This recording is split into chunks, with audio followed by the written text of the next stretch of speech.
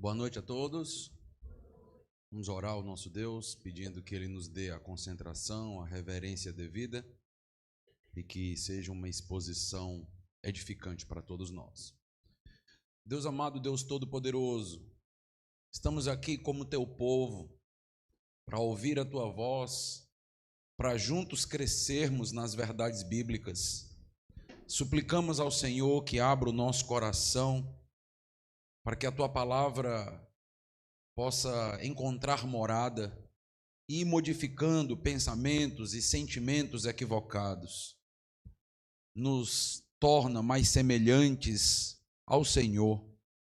Que o pastor seja fiel à revelação bíblica e que nós respondamos em obediência, de acordo com aquilo que a Tua palavra exige de nós. Em nome de Cristo, amém.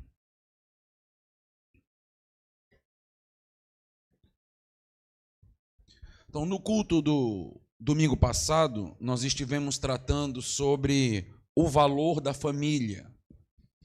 Especificamente, eu estive abordando o valor do casamento. Nós vimos duas implicações com base no texto de Gênesis, capítulo 2, versículo de número 24.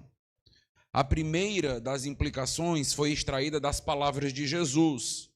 O próprio Jesus, em seus discursos no Novo Testamento, no Evangelho de Marcos, capítulo 10, Evangelho de Mateus, capítulo 19, ele cita esta passagem de Gênesis 2, 24, e ele afirma, ele conclui que aquilo que Deus uniu, nenhum homem pode ou deve separar. Vimos então que o projeto original de Deus para o casamento era intimidade, companheirismo e uma união plena, constituída e feita pelas mãos do próprio Deus. Se foi o próprio Deus que uniu o casal, homem e mulher, como Jesus pronunciou, atentar contra a família, atentar contra o casamento é algo muito sério. Nós estamos em um contexto social em que vemos o tempo inteiro o casamento sendo atacado por várias vertentes sociais. Mas atacar o casamento aos moldes bíblicos, a família bíblica, é atacar o próprio Deus, é se levantar contra o próprio Deus. Vimos, inclusive, um texto no livro de Malaquias, capítulo 2, um texto muito forte, que afirma que o Deus da aliança odeia quebra de alianças. Deus odeia o repúdio.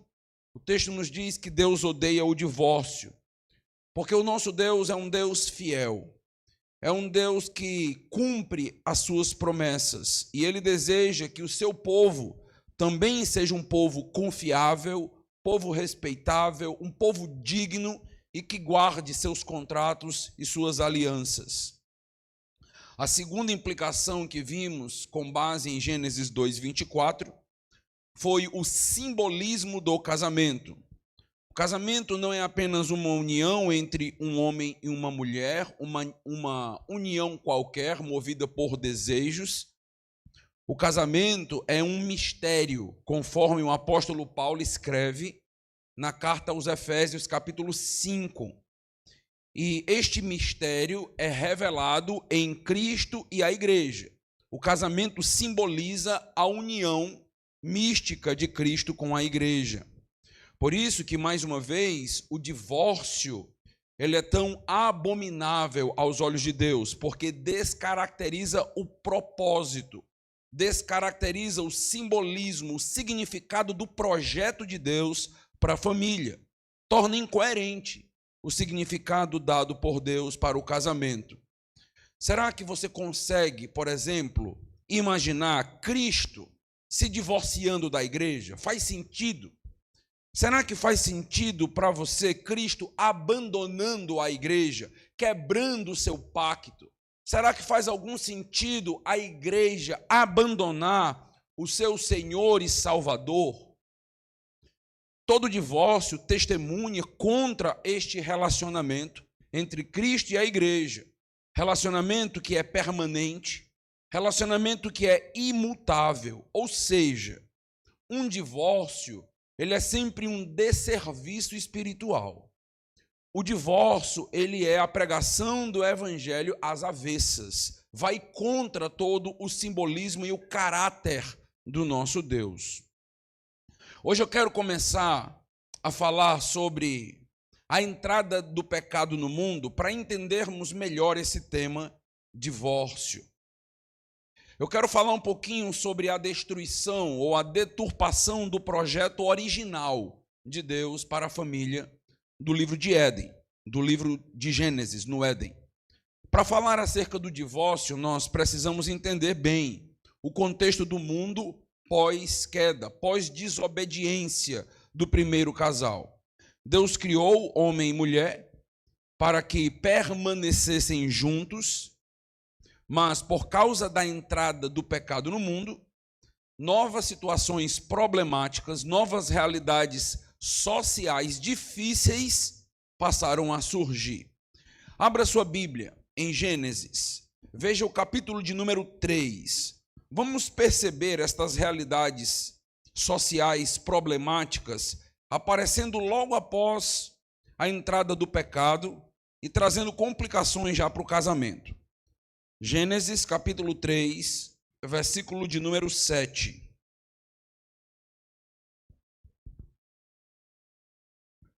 Abriram-se então os olhos de ambos, e percebendo que estavam nus, coseram folhas de figueira e fizeram cintas para si. Se você lembra de Gênesis 2, 25, volta um pouquinho. Gênesis capítulo 2, versículo 25. Nós temos um outro texto que retrata a nudez. Gênesis 2, 25. Ora, um e o outro, o homem e a mulher, estavam nus e não se envergonhavam. Logo após Deus abençoar a união entre Adão e Eva, em Gênesis 2, 24, o texto começa a retratar uma nudez abençoada deste casal. A nudez de Gênesis 2, 25 é a nudez que faz parte do projeto de Deus de intimidade do casal. Aponta para esta intimidade relacional. Deus os criou para que eles usufruíssem daquela intimidade plena sexual. A nudez não era uma barreira para este primeiro casal antes da queda. Era um motivo de grande bênção, de alegria, de prazer. Agora, após o pecado entrar no mundo, acontece o primeiro distanciamento da família. Acontece a primeira separação na família. O pecado quebrou uma espécie de ingenuidade necessária para o relacionamento sexual, para lidarmos com a nudez. Agora, como diz aí no capítulo 3, versículo 7, eles olhavam para a sexualidade de uma maneira diferente. Eles não se sentiam mais à vontade de estarem nus na presença um do outro. Eles se cobrem. Aqui nós podemos ver o efeito direto do pecado no casamento. O efeito da desobediência de Adão e Eva é muito grande, tem um lastro enorme, tem efeitos inclusive sobre a natureza, mas tem um efeito bem direto no casamento. O pecado começa a separar o primeiro casal. O pecado começa a fazer com que este primeiro casal não usufrua mais de um relacionamento e de uma intimidade profunda que Deus criou para que eles usufruíssem. Esta separação que começa a acontecer, em que eles se sentem envergonhados um do outro, se cobrem um do outro, ou um para o outro, ainda não é o processo de divórcio que vai acontecer mais à frente nos descendentes de Adão e Eva. Mas a partir do pecado, nós já conseguimos perceber uma quebra e um distanciamento do primeiro casal. O que inicialmente é uma distância apenas física, se trata de uma vergonha moral, com o passar do tempo, vai gerar uma outra separação. Vai redundar em algo mais radical, que será o divórcio. Para que, assim como Éden, eles, ao se sentirem envergonhados um do outro, pudessem se preservar, pudessem se proteger. O que acontece no Éden? Além desta quebra da intimidade relacional e sexual do casal, o casamento, após a queda, ele passa a ser marcado por acusações e vitimismo. Perceba que o casamento que foi criado para ser uma bênção, que foi criado para que a mulher fosse uma auxiliadora idônea, uma companheira que suprisse seu esposo de intimidade e ele pudesse também abençoá-la.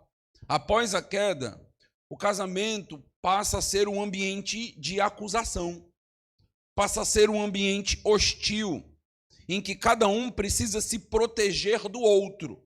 A primeira proteção acontece quando eles se cobrem fisicamente. Eles se envergonham e se protegem um do outro. Mas nós temos também uma outra cena aqui dentro do próprio livro de Gênesis, onde cada um vai estar agora se autoprotegendo. Eles não vão estar mais vivendo um para o outro, mas começa a surgir vários problemas no casamento. Veja aí no livro de Gênesis, capítulo 3, nota comigo os versículos 11 e 12. Gênesis 3, versículos 11 e 12. Perguntou-lhe Deus: quem te fez saber que estavas nu? Ele está falando com Adão. Comeste da árvore de que te ordenei que não comesses? Então disse o homem: a mulher que me deste por esposa, ela me deu da árvore e eu comi. Perceba que Adão deveria cuidar de sua esposa, deveria proteger. Agora ele vai tratar Eva como se ela fosse o motivo da sua desobediência, o motivo do seu tropeço. Ele está basicamente dizendo para Deus que a culpa da queda foi dela.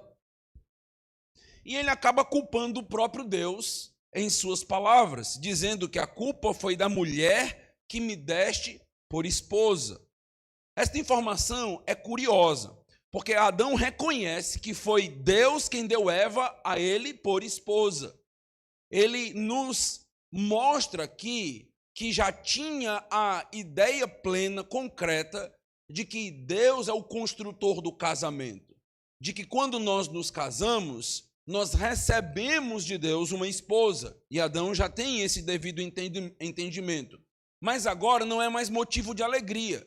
A primeira vez que Adão recebe das mãos do Senhor Eva, ele compõe um cântico romântico. Ele vai falar: afinal, esta sim é osso dos meus ossos, carne da minha carne.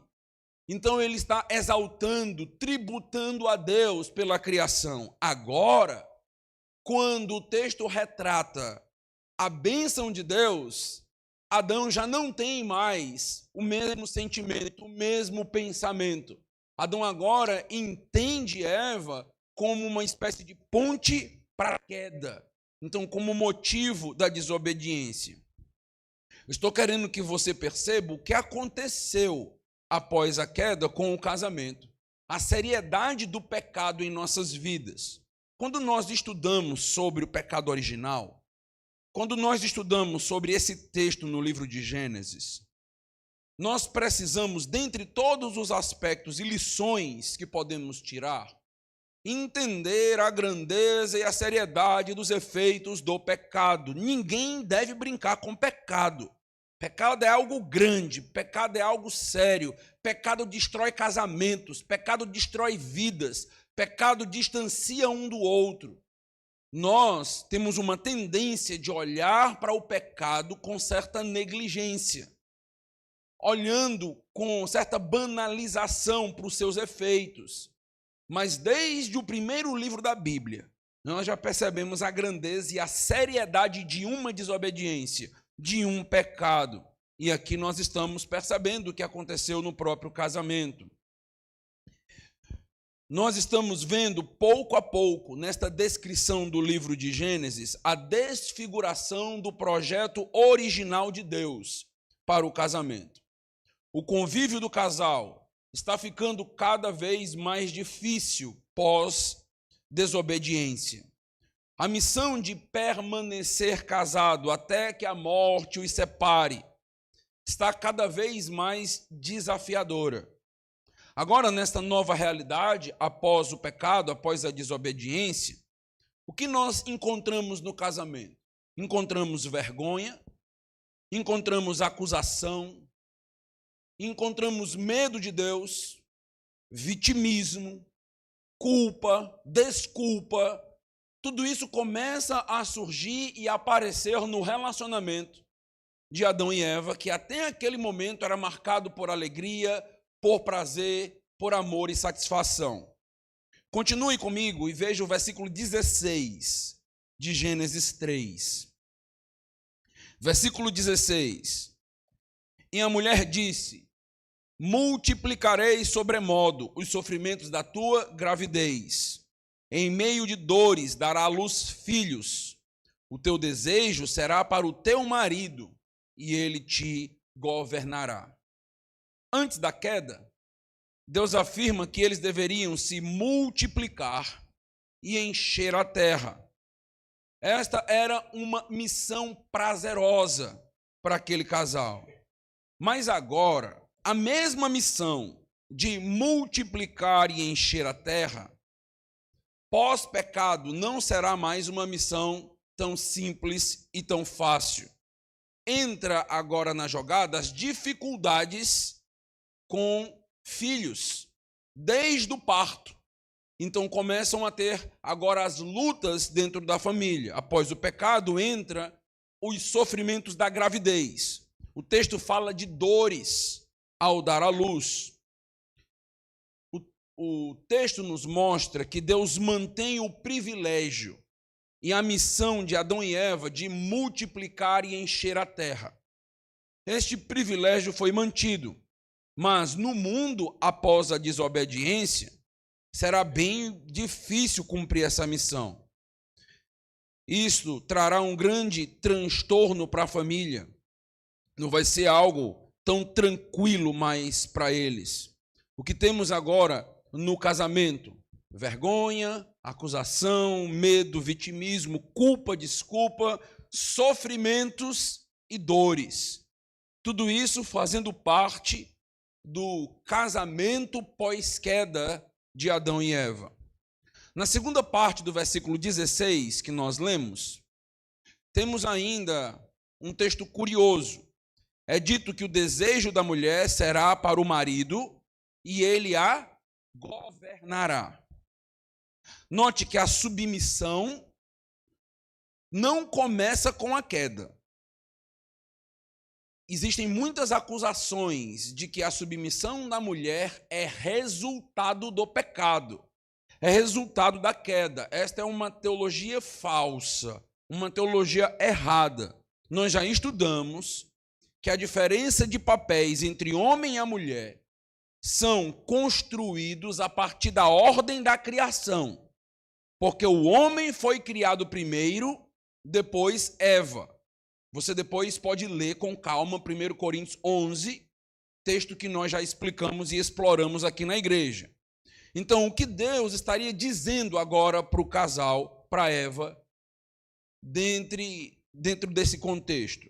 Que Eva se sujeitaria ao seu marido, mas agora seria um marido pecador.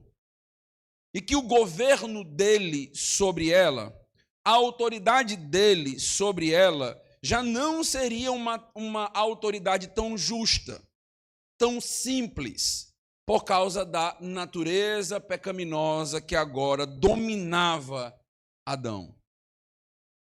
Não seria fácil para Eva se submeter a Adão.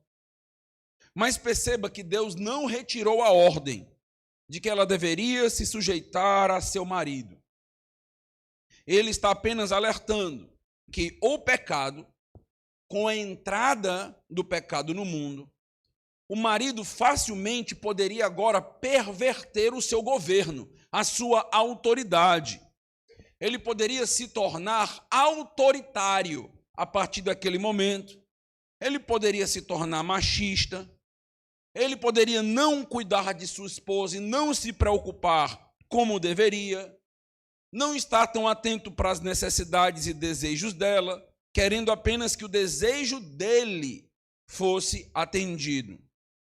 Qual o quadro do casamento que nós encontramos aqui em Gênesis? Veja a degradação de destruição, vergonha, acusação, medo, vitimismo, culpa, desculpa, sofrimento, dores, vontades egoístas, autoritarismo em potencial, uma submissão amarga, difícil.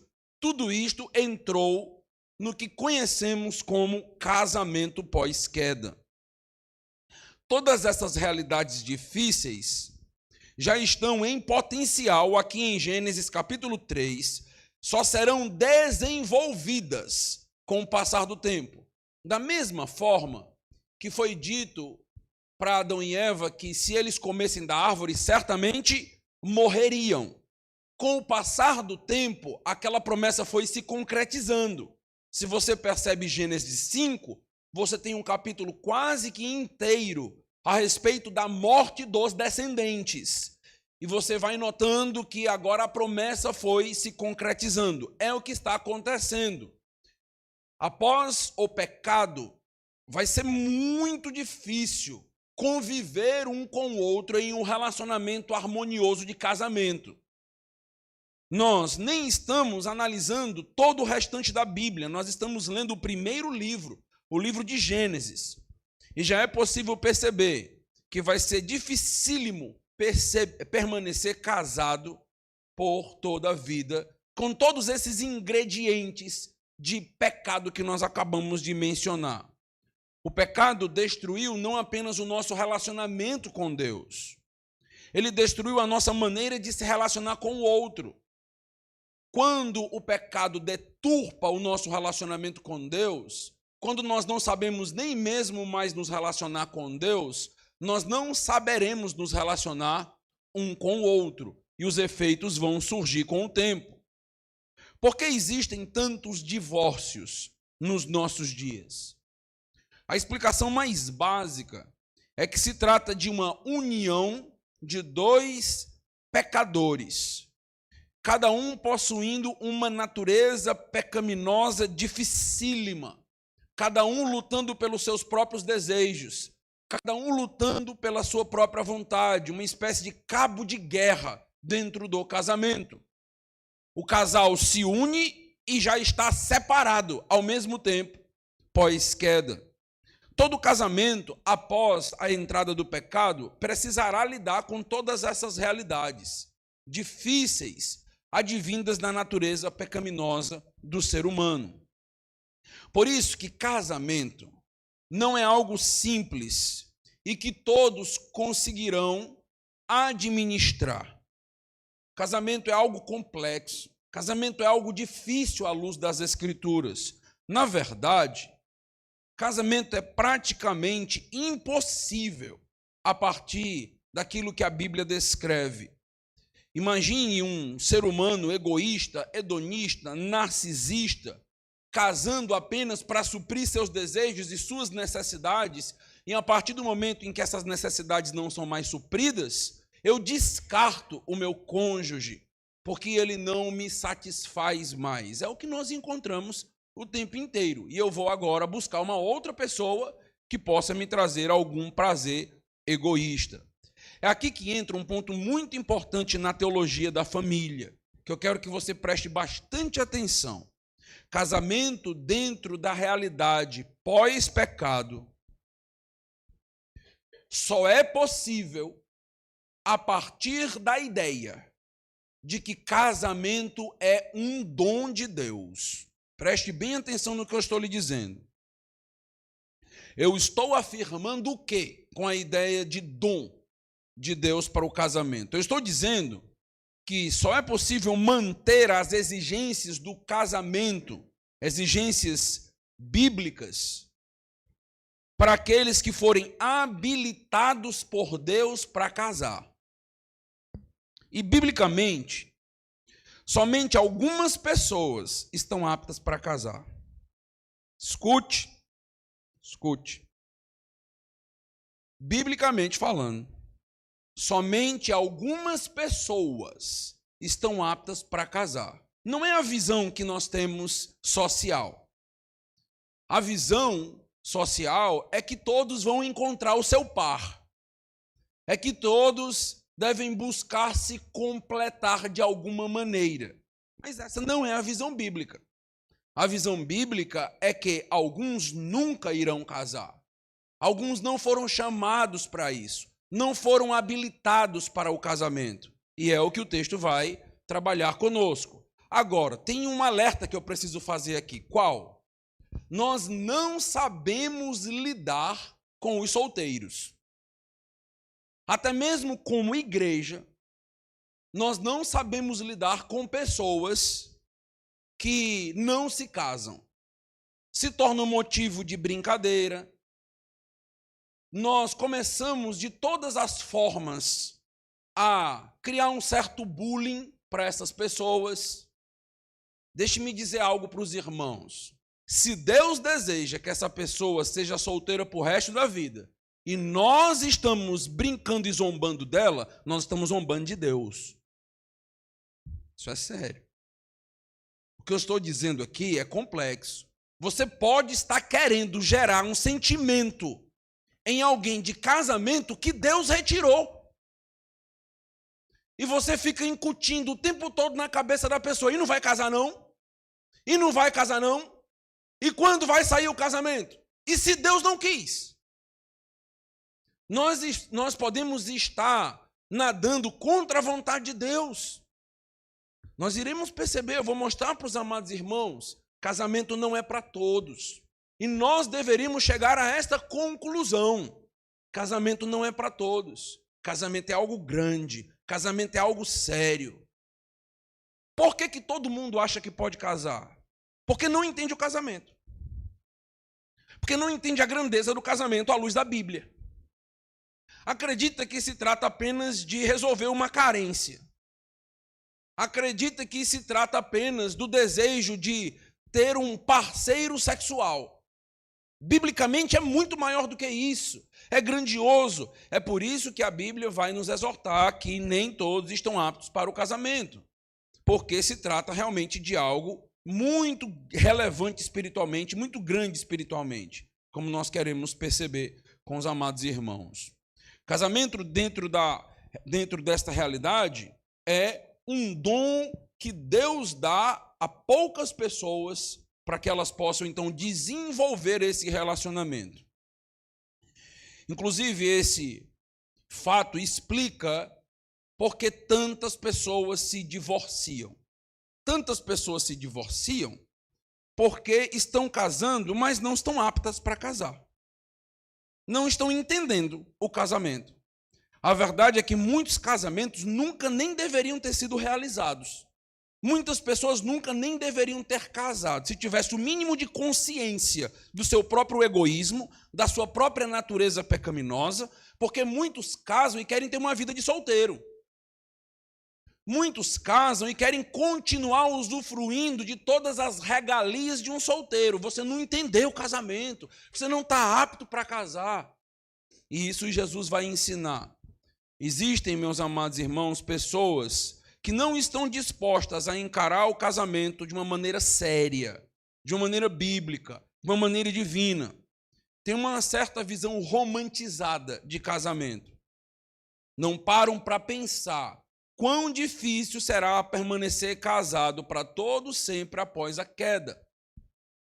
Estão iludidos sobre o real significado do casamento e a sua realidade cotidiana. E assim banalizam o casamento, mostrando que, na realidade, não estão aptas a um pacto tão sério. Eu gostaria de voltar com os irmãos para um texto que nós começamos a desenvolvi no domingo passado, texto no Novo Testamento que cita Gênesis 2:24, o discurso de Jesus no Evangelho de Mateus 19. Vai para lá. Evangelho de Mateus 19, abra aí no versículo 3.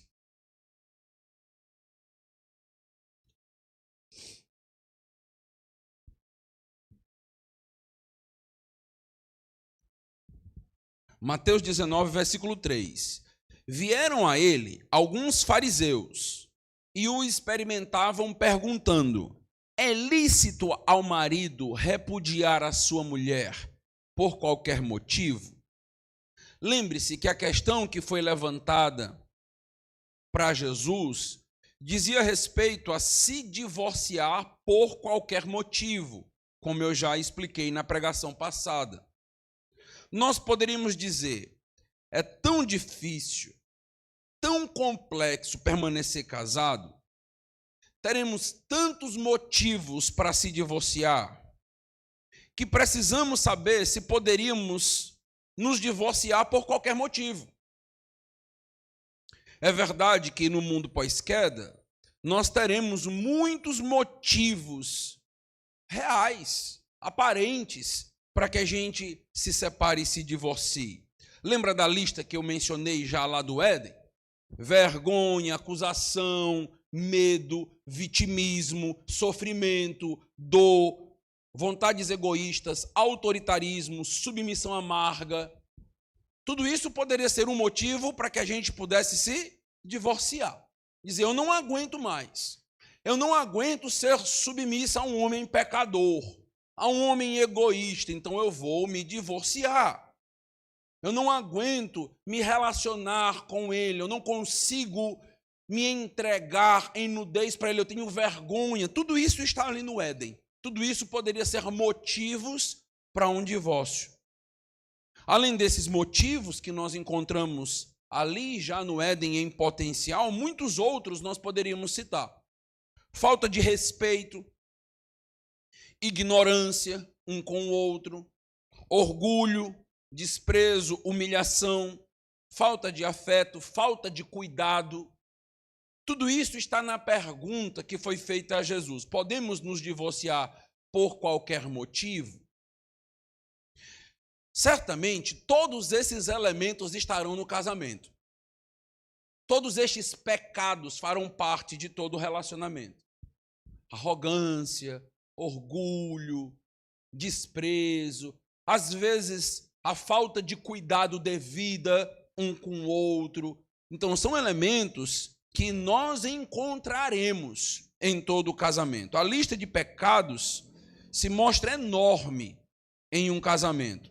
A pergunta é, por qual desses motivos nós poderemos nos divorciar?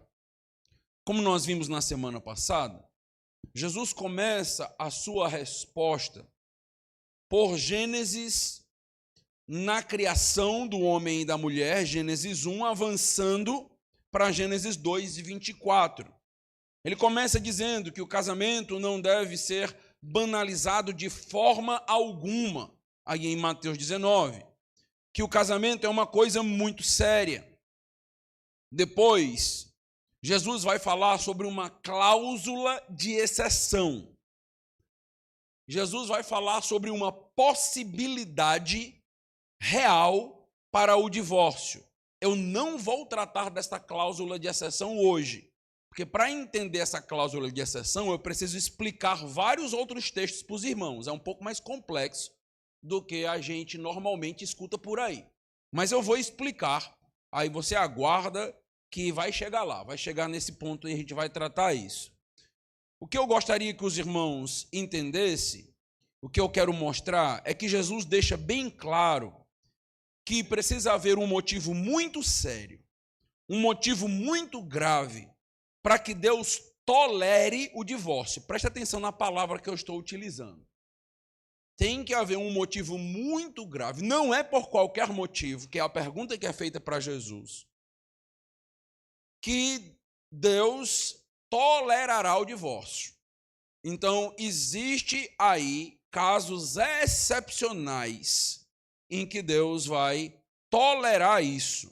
Eu vou falar depois com mais calma sobre esse aspecto.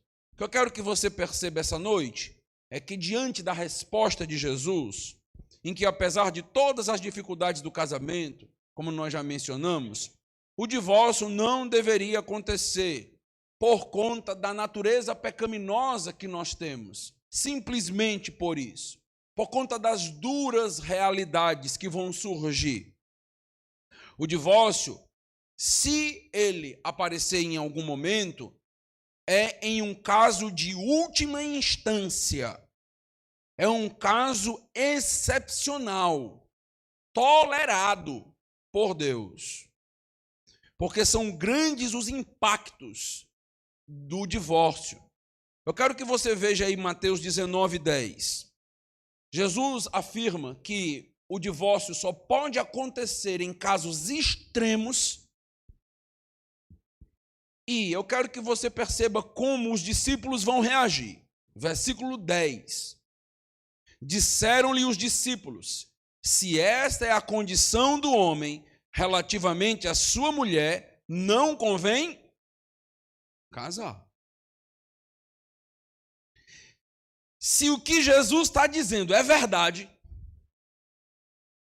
se casamento é tão sério assim, se Deus uniu o homem e a mulher, o Criador do homem e a mulher, se não há possibilidade de divórcio por esses motivos que nós mencionamos, que são até motivos sérios, que trazem sofrimento, então não vale a pena casar.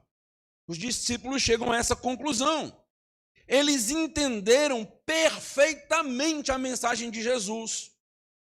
Casamento é algo grande, algo muito sério. Casamento é algo instituído e estabelecido por Deus. Essas são as palavras de Jesus.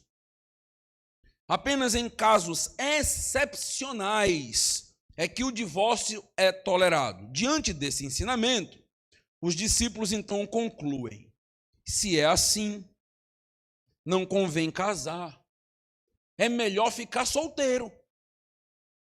Em outras palavras, eles estão dizendo: se no casamento nós teremos de tolerar tanta coisa, tantos pecados, se no casamento nós vamos ter que nos sacrificar tanto, teremos que ser tão abnegados, se no casamento vamos ter que pagar um preço tão alto para continuarmos casados por toda a vida, é melhor não casar. O preço é muito alto de casar. Casar envolve uma dedicação muito grande. Casar envolve todo o meu coração, toda a minha vida. Não será simples, não será fácil. Diante dessa conclusão dos discípulos, no versículo 10, então nós vemos Jesus trazendo para eles um aconselhamento. Jesus diz para eles assim, veja se vai ser essa a resposta de Jesus. Jesus diz para os discípulos: calma, vocês entenderam errado. Não era isto que eu queria dizer sobre casamento. Vão devagar com as conclusões. Não precisa desistir de casar. É importante que vocês se casem. Eu não estou querendo desincentivar vocês de casar. É isso que você encontra Jesus fazendo? Nós não encontramos Jesus com aconselhamento de autoajuda barata. A Bíblia tem suas verdades, doa quem doer, aceite quem aceitar. Você vai ver Jesus dizendo isso. Jesus vai dizer: quem é apto para aceitar, aceite. Ponto. Mas Jesus, seja mais leve. Que verdade dura, que verdade forte, que verdade grande. É. E Jesus diz: eu não tiro uma vírgula do que eu acabei de dizer, e eu vou acrescentar mais. Versículo 11. Mateus 19, versículo 11. Jesus, porém, lhes respondeu: nem todos são aptos para receber esse conceito. Que conceito? Conceito do casamento, que só pode ser dissolvido em última instância por uma cláusula excepcional. E ele diz: nem todos são aptos, mas apenas aqueles a quem é dado. Porque há eunucos de nascença, há outro a quem os homens fizeram tais, e há outros que a si mesmos se fizeram eunucos por causa do reino dos céus. Quem é apto para o admitir, admita. Vocês estão certos quanto ao casamento, é a resposta de Jesus. Vocês entenderam exatamente o discurso. É curioso, porque vários do discurso de Jesus eram deturpados. Jesus ensinava uma parábola e ninguém entendia nada. Jesus ensinava uma verdade, eles distorciam tudo. Aqui você tem um caso diferente. Aqui você tem um caso onde eles entenderam exatamente o que Jesus estava ensinando. Casamento é um dom, é dado. Nem todos são habilitados para casar. Apenas a quem é concedido. Apenas a quem é dado este dom. O que Jesus está ensinando aos seus discípulos? A realidade do casamento após a queda é uma realidade difícil. E se alguém tentar casar e se manter casado por toda a vida, sem ter recebido esta capacitação, esse dom abnegado, sacrificial, não vai aguentar. Vai se separar. Vai se divorciar por qualquer motivo. Não vai aguentar o peso, a pressão de estar casado com o mesmo homem e com a mesma mulher a vida inteira. Não vai. Só vai aguentar estar casado com a mesma mulher ou o mesmo homem a vida toda quem recebe esta capacitação de Deus.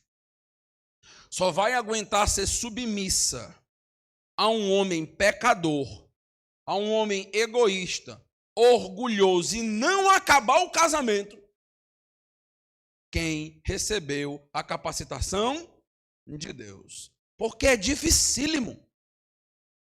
Perguntem às irmãs se é fácil ser submissa a homens pecadores. Dificílimo, complicado. Trava o coração, trava a alma, tem horas que trava tudo.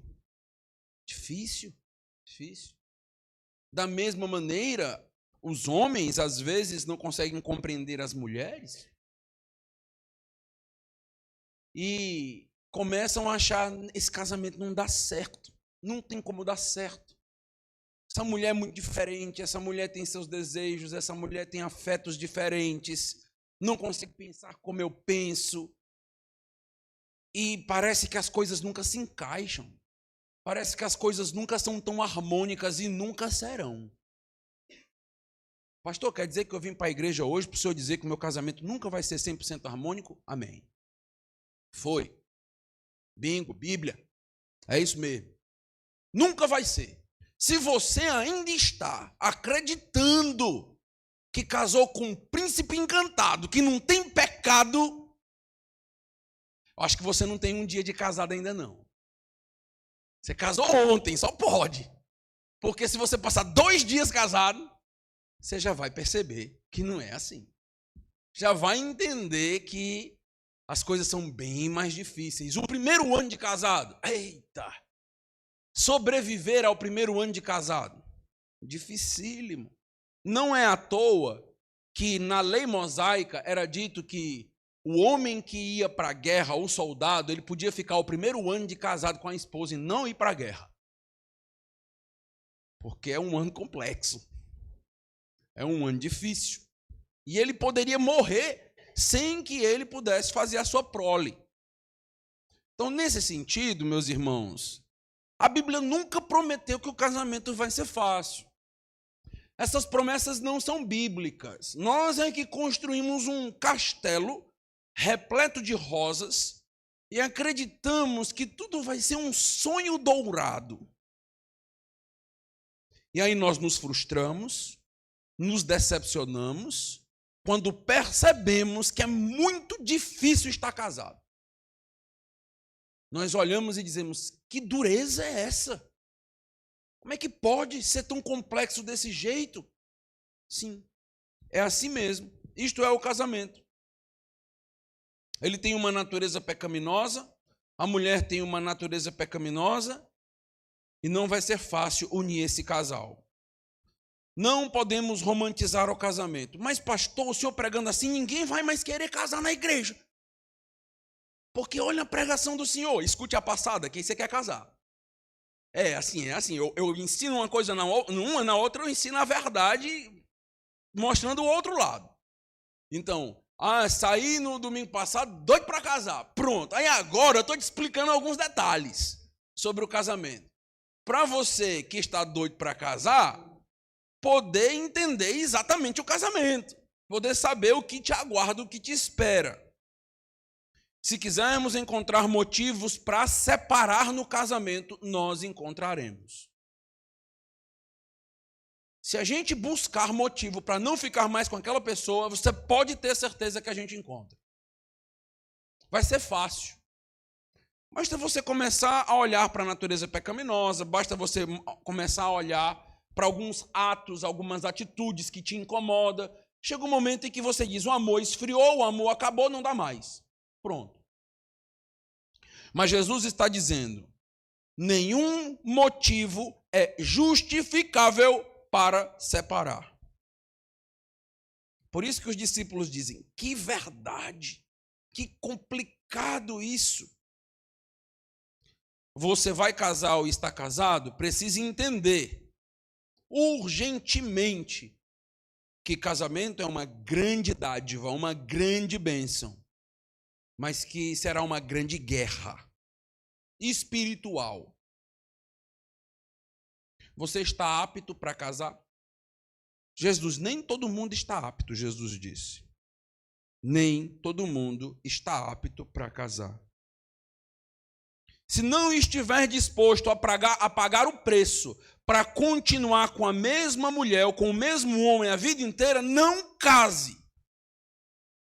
Não case. Escute o que eu estou lhe dizendo logo de antecedência. Se você não está disposto a pagar um preço, se sacrificar, saber que vai ser difícil, não case. Não case. Continue solteiro. Chegue na mesma conclusão dos discípulos de Jesus. Se é essa a condição do casamento, não convém casar. Foi isso que eles concluíram. E se você ler 1 Coríntios 7, depois você lê em casa com calma. Paulo vai dizer, rapaz, quer saber de uma coisa? É melhor ficar solteiro. Paulo vai dizer, é bom que você tenha mais tempo para se dedicar ao Senhor. Veja lá o que é que Paulo vai ensinar. Paulo vai dizer, olha, quem tá solteiro, nem pensa em casar não. Fique logo solteiro, sirva ao Senhor, se dedique a Deus. Pronto. Paulo está lá. Então, se você ler 1 Coríntios 7, você vai ver que não tem esse incentivo todo para o casamento, não. Se você ler a Bíblia direitinho, você vai ver que não tem esse coraçãozinho todo, não. Você vai ver, sim, é uma dádiva, é uma bênção, mas a Bíblia é muito realista. Ela diz, olha, você está apto, você é maduro, é madura, está disposto a sofrer, aguenta sofrer. Vou falar isso na próxima pregação. Antes de pensar em divórcio, precisa estar pronto para sofrer. Nem todo sofrimento é motivo de divórcio. Deus não aceita. Em muitas situações, Deus diz, sofra mesmo. Pague o preço. Cristo veio ao mundo para sofrer por nós e é o grande exemplo de sofrimento. Sofra, pague o preço para estar casado. No versículo 12, Jesus ainda explica mais alguns detalhes. Há eunucos de nascença, ele diz. Há pessoas que não nasceram para casar. Os eunucos, naquele contexto, esta palavra era utilizada tanto para servidor público, quanto para homens que eram castrados em haréns, para cuidar de haréns, de reis e de autoridades. Então eram homens que cuidavam das mulheres do rei, mas para que o rei não fosse traído, ele castrava aquele funcionário dele. E o texto está dizendo: há eunucos de nascença. Há pessoas que não nasceram para casar. É o que o texto está dizendo. Desde pequeno, não nasceu para casar. Já nasceram assim. Às vezes vemos isto quando uma pessoa do sexo masculino não se interessa por uma pessoa do sexo feminino, desde pequeno. Tem interesse. E o tempo vai passando e a pessoa não tem interesse por se casar, ou uma do sexo feminino não tem interesse por uma do sexo masculino. Esta falta de interesse não significa que ela está com as portas abertas para gostar e se relacionar com uma pessoa do mesmo sexo. Porque eu não tenho interesse por uma pessoa do outro sexo, logo, continue, quero ouvir a heresia, vai, continua. Logo o quê? Deus não nos criou para um relacionamento homossexual. Não. Não nos criou. Ele criou homem e mulher para que juntos eles pudessem procriar, encher a terra e multiplicar a fertilidade. Então, neste sentido aqui, não há uma abertura. Nasceu e não quer se casar. Não quer se casar, vai permanecer solteiro pro resto da vida. É isto aí. Não tem nada de errado com isso. Nós não podemos criar o estigma na igreja disso, porque a sociedade já cria esse estigma. As famílias já criam esse estigma. Vai ficar para a titia e começam a fazer. Nós não podemos, porque a pessoa pode ter nascido assim, criada por Deus assim. Foi. Deus, desde que essa criança nasceu, ela não nasceu para casar. É o que o texto aí nos fala, é o que o texto nos mostra.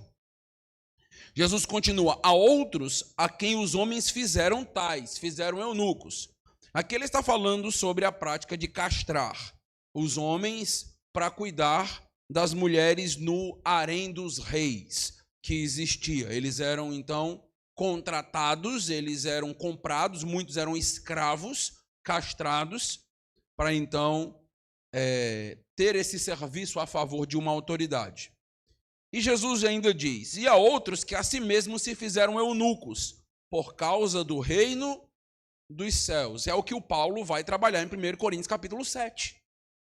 Paulo vai trabalhar aqui alguns que não se casam, decidem não se casar, para que possam ter uma dedicação exclusiva, uma dedicação maior a Deus e ao reino de Deus.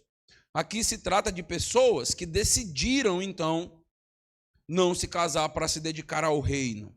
Esse texto não ensina que para ser pastor ou para ser padre precisa ser eunuco.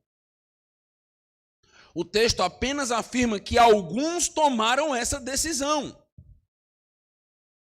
Paulo, inclusive, incentiva essa decisão.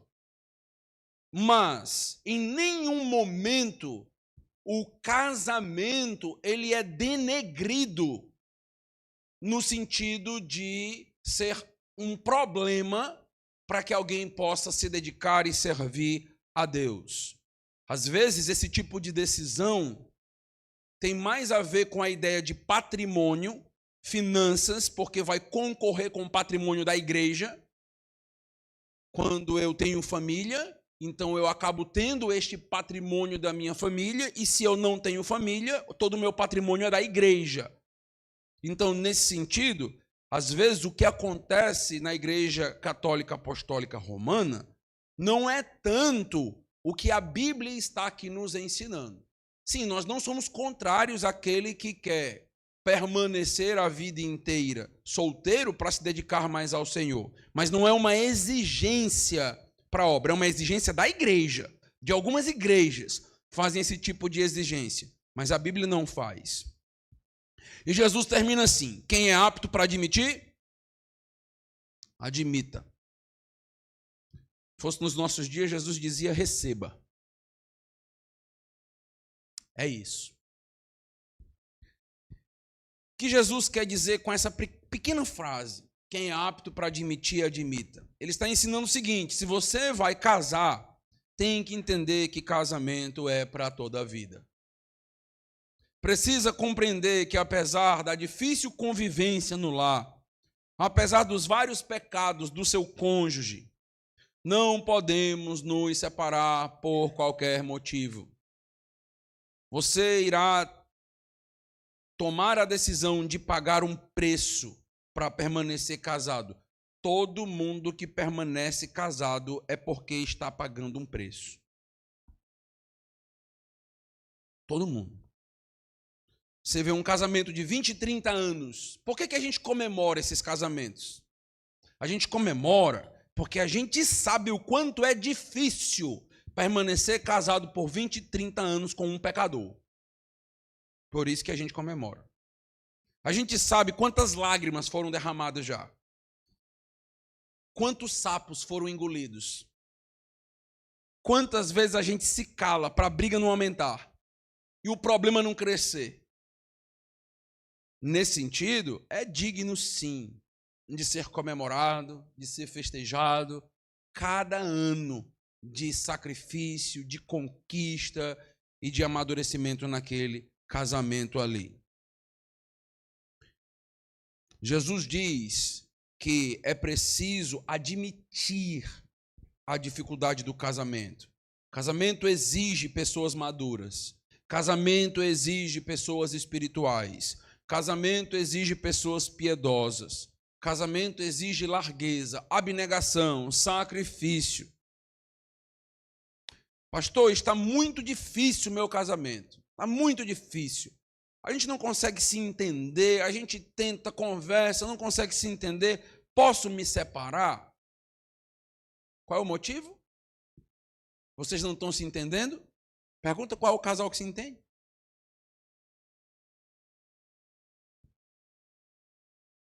Aprenda, cresça, abra mão. Ah, não estou conseguindo satisfazê-lo ou satisfazê-la. Desenvolva, aprenda. Faça alguma coisa. Vá fazer um curso de massagem. Para ser bênção para a vida da sua esposa, para a bênção na vida do seu marido. Não sei o que você vai fazer. Não sei o sacrifício que você vai fazer. Não sei o preço que você vai pagar. Mas você precisa pagar esse preço. Tudo isto precisa ser pensado antes de qualquer possibilidade de divórcio. Qual o motivo que você quer separar? Você deveria saber que o casamento seria um desafio. Você deveria saber disso. Você deveria saber que pós-queda tudo seria muito difícil. Pergunte para Adão e Eva. A gente chegar no céu. Dizer, olha, vocês usufruíram do casamento das duas formas. Pergunte para eles a tragédia. Depois do pecado, o que aconteceu? Pergunte para Eva o que era agora se submeter ao marido pecador. Quem te contou que o casamento seria algo fácil? Qual foi a revista de relacionamento e fofoca que você leu? Para você aprender o casamento assim. Pastor, e quanto ao divórcio? Deus não permite? Eu vou começar a explicar uma coisa aqui, muito importante, porque está na linha de raciocínio aqui do relacionamento pós-pecado. Eu preciso que você preste muita atenção, porque é a base, é o fundamento do que eu vou desenvolver posteriormente. Preste atenção. Num mundo repleto de pecado, estar casado para todo sempre, a gente tem dito que é um grande desafio. E por causa do pecado, algumas exceções em relação a várias áreas da vida foram aceitas por Deus, toleradas por Deus. Algumas exceções em relação ao casamento, por exemplo, essas exceções passaram a ser necessárias para que, inclusive, a vida do ser humano fosse protegida e poupada em algumas situações. Em algumas situações, o divórcio acontece para que não haja assassinato, para que não haja mortes. Deus não deseja o divórcio, mas permitiu o divórcio como uma espécie de mal menor no mundo, em determinadas situações e ocasiões específicas. Preste atenção no que eu acabei de dizer. O divórcio é um mal. Mas, dependendo da situação, ele é o mal menor dentro da situação. Por exemplo, em se tratando de uma questão de proteger a vida de um dos cônjuges, de evitar uma morte, o divórcio acaba sendo uma opção menos danosa e maligna, mas não deixa de ser danoso. Ele é apenas menos maligno do que o assassinato. A gente precisa entender que certas leis que foram instituídas por Deus, elas foram instituídas no mundo pós-pecado para conter o mal. Não é o ideal. Preste atenção no que eu estou dizendo, pessoal. Isso aqui é tão importante, tão rico para você entender tantas verdades da Bíblia. Deus está legislando em um mundo pós-queda. Em um mundo pós-queda, as leis de Deus não visam transformar este mundo no novo céu e nova terra. Isso vai acontecer lá na frente. As leis de Deus, elas foram criadas para conter o mal. Deixe-me dar um exemplo. Romanos 13, por exemplo, fala a respeito do estabelecimento do Estado e, inclusive, da cobrança de impostos. Acredito que os irmãos conhecem esse texto de Romanos 13, onde as autoridades são ministras de Deus para o bem. A espada está sob responsabilidade do Estado. Na época de Jesus, a cobrança de impostos por Roma já era uma cobrança absurda e danosa. Isso não é algo apenas dos nossos dias. E por que Jesus defende o pagamento de imposto? Inclusive chegando a afirmar que devemos dar a César o que é de César. Porque neste mundo, pós-queda, um mundo que não é ideal, o Estado é necessário para a contenção do mal.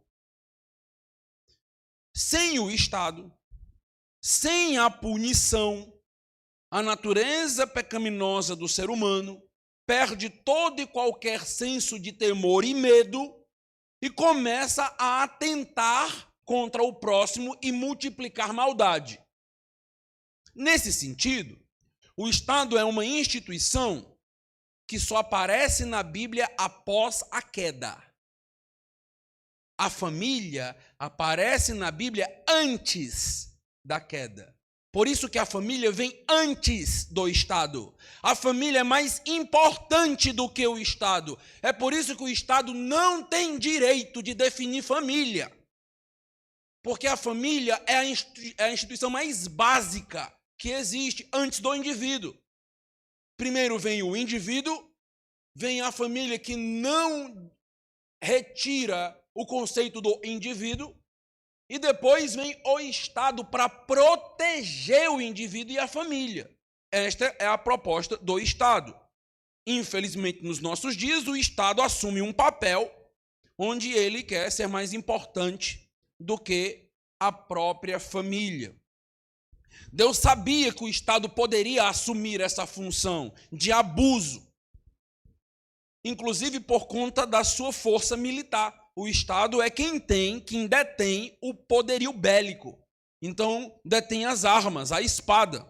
Mas apesar de o Estado ser um fardo em alguns momentos para o povo, tendo que pagar impostos altíssimos, ele ainda é a forma de conter a proliferação do mal em um mundo pós-queda. Ainda é uma instituição imperfeita, preste atenção, uma instituição imperfeita para conter o mal. Dentre os males possíveis, o Estado é um mal menor do que a anarquia, do que deixar cada homem à sua própria sorte. Mas Deus sabia, sim, que o Estado seria constituído por homens e que os homens têm sua natureza pecaminosa e que eles, em muitos momentos, iriam deturpar as leis e iriam, então, atentar contra o povo. Deus sabia, Deus não é pego de surpresa nisso. Mas no mundo pós-queda, o Estado, ele é uma forma que Deus estabeleceu para conter um pouco deste mal.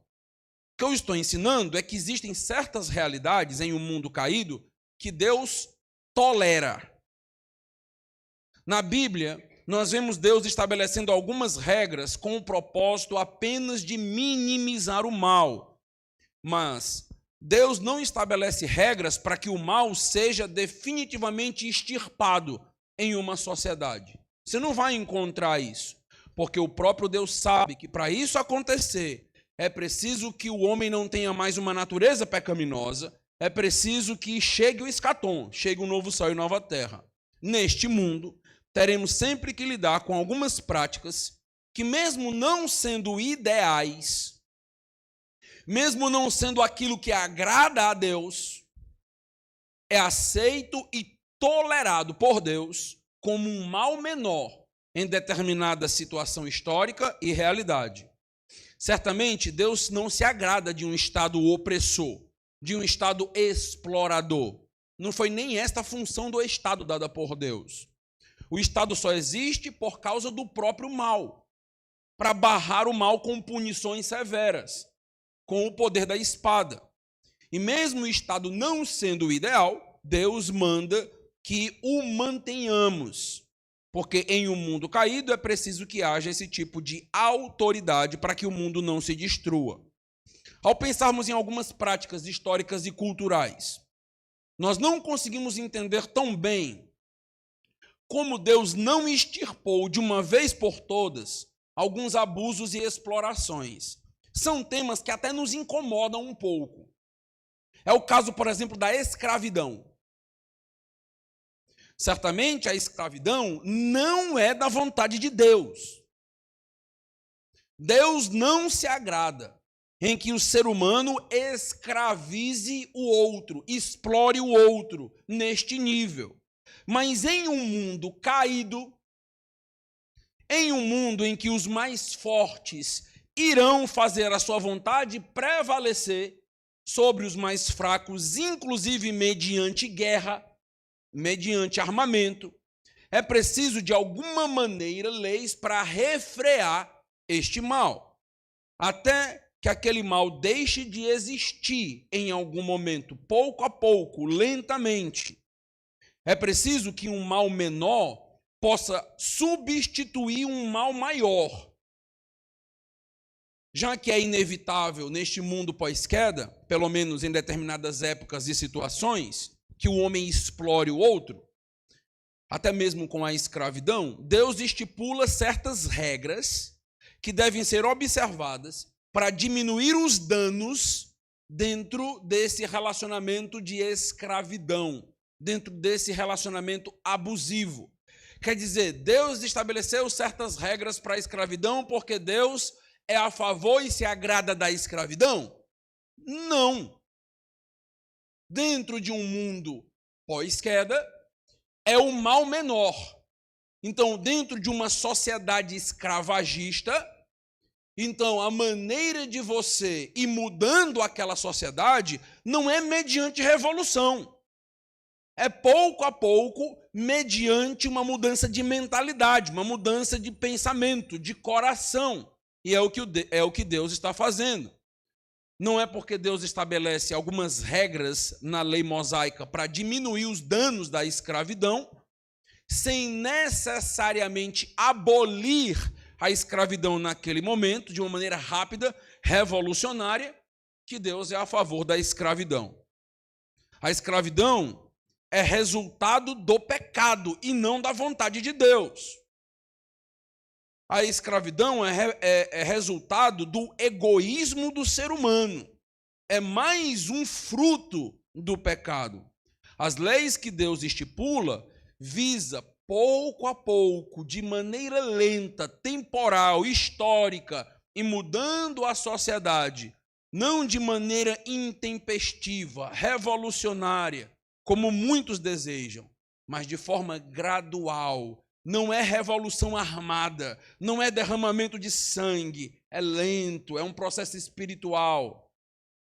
A partir do momento que as pessoas passam a conhecer e viver o Evangelho, elas aprendem uma verdade riquíssima, que com o passar dos anos vai abolir a escravidão, que inclusive as propostas de abolição da escravidão vieram de cristãos. Qual é o princípio? Amar ao próximo, como nós amamos a nós mesmos, que é um mandamento de Deus. Tudo se resume a amar a Deus e amar ao próximo, as tábuas da lei. Então, amar ao próximo é a grande base para a destruição da escravidão com o passar dos anos. Ou seja, Deus tolera certas situações. Ele poderia não tolerar. Ele poderia simplesmente derramar fogo e acabar com tudo. Dilúvio. Pronto, acabou-se. Vai ficar até aqui. Mas Deus tem um plano. E enquanto esse plano vai avançando, ele vai tolerando. E ele vai tomando providências para que o mal não ganhe o mundo a tal ponto de destruir o mundo completamente. É o que o Deus está fazendo aqui. O mal é o mal.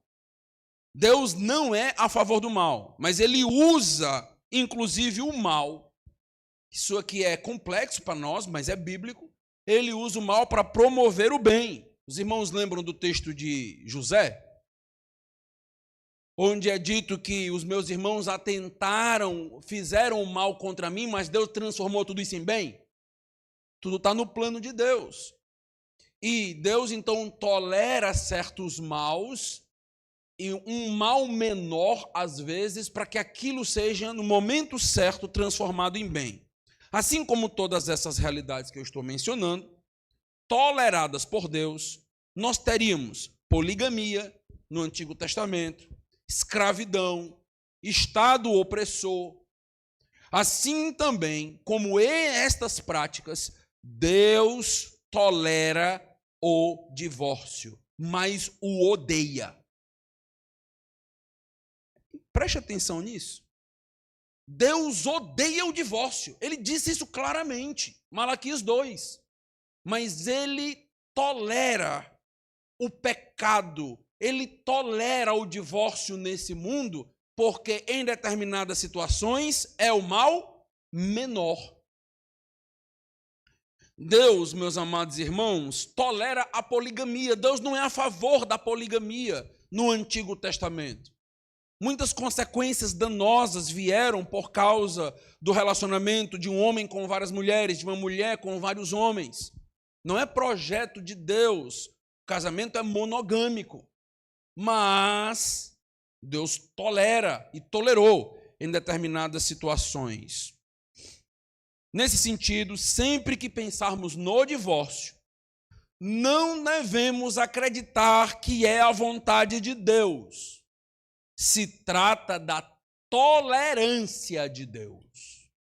Não se trata de um bem, se trata de um mal menor em determinadas situações extremas específicas. A vontade de Deus é que aquilo que Deus uniu não separe o homem. Esta é a vontade de Deus. Mas em um mundo caído, em um mundo de pecados, em um mundo onde no coração do homem e da mulher habita a natureza pecaminosa, às vezes o mal menor precisa ser tolerado. E nós estamos falando do divórcio. Mas o divórcio, ele é sempre um mal. Então, você precisa pensar divórcio a partir desta luz que eu estou te dizendo. Você precisa olhar determinadas práticas nas Escrituras a partir desta luz que eu estou lançando para você essa noite. Então, nunca acredite, o divórcio é a vontade de Deus para a minha vida. Não é. Não é, e eu vou te mostrar isso nas próximas pregações. Aguarde aí as próximas cenas. Não é. A vontade de Deus para a sua vida é que você permaneça casado para todo sempre com este homem e com essa mulher. Mas está difícil, pastor, ele sabe. Recorra a ele em oração, se prostre diante dele, peça forças, recorra ao Senhor e ele vai te capacitar. Ele vai renovar o teu ânimo, ele vai te dar a condição necessária de suportar determinadas situações. Não todas as situações, mas determinadas situações. Nesse sentido, o divórcio, meus amados irmãos, ele, em alguns casos, foi legislado por Deus. É o que a gente chama de cláusula de exceção. Mas Jesus fez questão de dizer, no princípio não foi assim. Jesus Cristo faz questão de dizer, a nossa base é a vontade de Deus no princípio. Pós-queda, é tolerância, é exceção, para que o mal não se multiplique. Então, com esta base para o divórcio, pensando o divórcio assim, a gente vai dar continuidade nas construções nos próximos cultos, tá bom? Vamos orar. Deus amado, Deus Todo-Poderoso, eu te agradeço, Senhor, por poder tentar explicar para os irmãos um tema tão complexo, tão difícil, que envolve uma teologia tão profunda. Me sinto tão pequeno diante de temas tão relevantes e expressivos. Mas eu peço sempre ao Senhor que nos dê a graça de enxergarmos a Tua palavra como de fato ela é. Às vezes, ó Deus, trazendo ensinamentos dificílimos e que nos coloca no canto da parede, que, ó Deus, acaba trazendo acusações ao nosso próprio coração. O Senhor nos perguntando se estamos entendendo a grandeza e a seriedade do relacionamento. Ó Deus, eu suplico ao Senhor que fortaleça cada casamento aqui essa noite. Nos ajuda, Senhor, porque sabemos que não é fácil. Sabemos, ó Deus, o preço que precisamos pagar para termos um bom casamento. Mas também queremos te louvar, porque vindo das tuas mãos o casamento só pode ser uma grande dádiva, porque o Senhor só nos dá o que é bom. Nós queremos pedir ao Senhor que esteja dando a cada um daqueles que estão com a pretensão de casar o discernimento correto para entrar no casamento sem pensar no divórcio, sem pensar nesse mal, que possamos pensar só no bem de estar casado e no preço que precisaremos pagar. Sim, ó Deus, o Senhor nos capacita porque o casamento é um dom que o Senhor dá a alguns. Eu quero te agradecer porque o Senhor me contemplou com um casamento. Nós já estamos casados há mais de 20 anos. E é o Senhor quem tem nutrido esse relacionamento, dado à minha esposa paciência, virtudes para que possa conviver comigo e me dado a Deus também paciência e virtudes para conviver com ela. Te agradeço, Senhor, pelos casamentos aqui da igreja, porque sei que tem irmãos com casamentos longos, e eu te louvo por isso.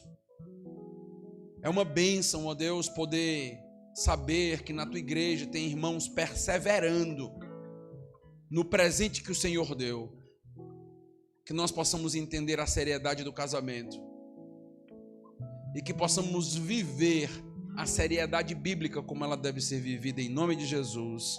Amém. Seu Fernando e Dona Maria Helena, estão aí, quantos anos de casado? 46 anos de casado. Pois é, eis aí o exemplo. Vamos seguir aí, porque aí 46 anos de muita luta para ter um relacionamento maduro, forte, agradável. Olha aí o testemunho do homem. Vamos ter um pós-lúdio. Após o pós-lúdio, nós estamos com o nosso culto encerrado. Deus abençoe a todos.